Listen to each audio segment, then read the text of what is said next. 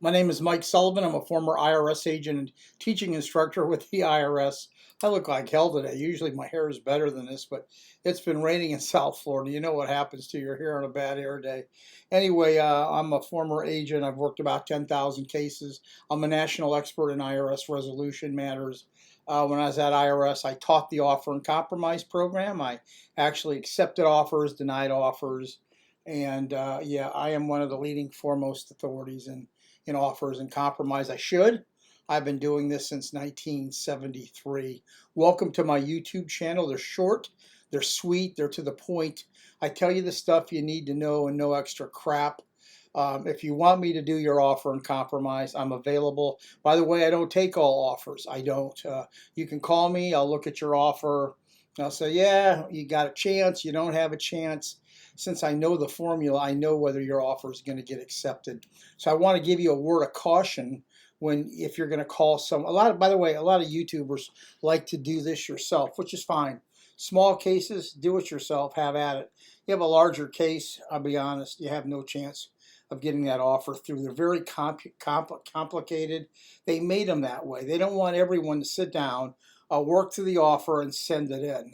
The average offer takes IRS maybe, I don't know, 20 hours to process with all the documentation that there is. So I want you to think about doing an offer. Don't give your money to a damn soul unless you know what they're doing and you're speaking to the person who's got at least 50 to 100 offers through. Because if not, you're probably going to get ripped off. So anyway, let me tell you the 5 most important things that you need to know to get your offer and compromise through. And you know, through the years, I've kind of put different lists together. This is probably the most important top 5 things to know. The first, number 1, is knowing the formula. There's an offer formula. The offer formula is very simple. You must give IRS your total equity in all your assets. If you have $50,000 in total equity, your home is discounted 20%. IRS isn't going to take any less than $50,000.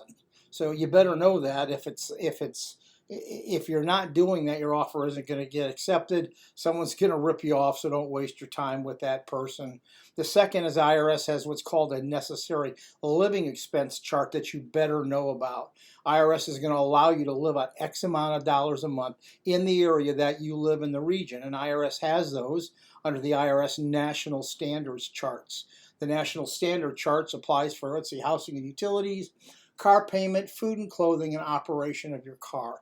If you don't know those, don't submit your offer because your offer probably isn't going to go through. So the very first thing is knowing the formula. Next, it sounds very simple, but it's one of the number 1 reasons offers get rejected. You didn't fill out the paperwork correct. The offer and compromise, the 656, is a legal document. It's a legal covenant between you and the federal government. If it's not filled out correctly, boom, it goes back. It's a contract. Make sure every box is checked. Make sure all the periods are put down.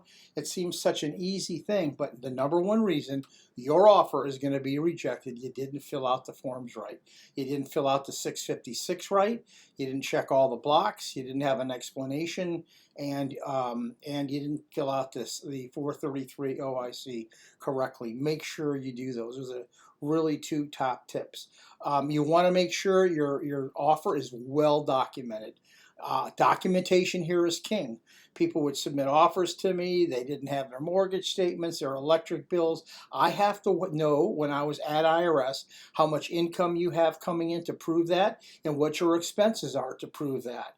You have to have a good 6 months worth of income and expenses, pay stubs, canceled checks, bank statements. IRS wants to know exactly what your income and expenses are. You must put a nice, neat package together because the IRS cannot accept your offer unless the documentation is there. I can't tell you how many good offers I had, but no documentation was there to support it. So guess what?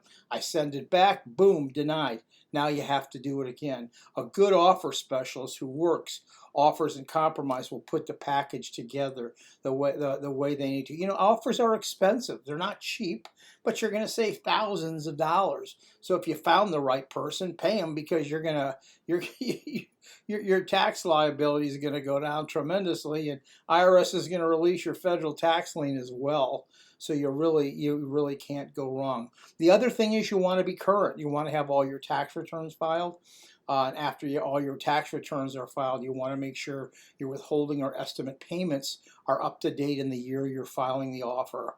I've rejected a fair amount of cases because I went ahead, I pulled the offer up, it looked good, and there were no estimate tax payments made. And so IRS isn't going to trust you that you can keep current for 5 years. And if you can't, guess what? Even if your offer is accepted, and any time in the first 5 years you don't file or pay timely, your offer gets rejected and IRS keeps the money. So those are really the top things. There's one more: knowing the necessary living expenses.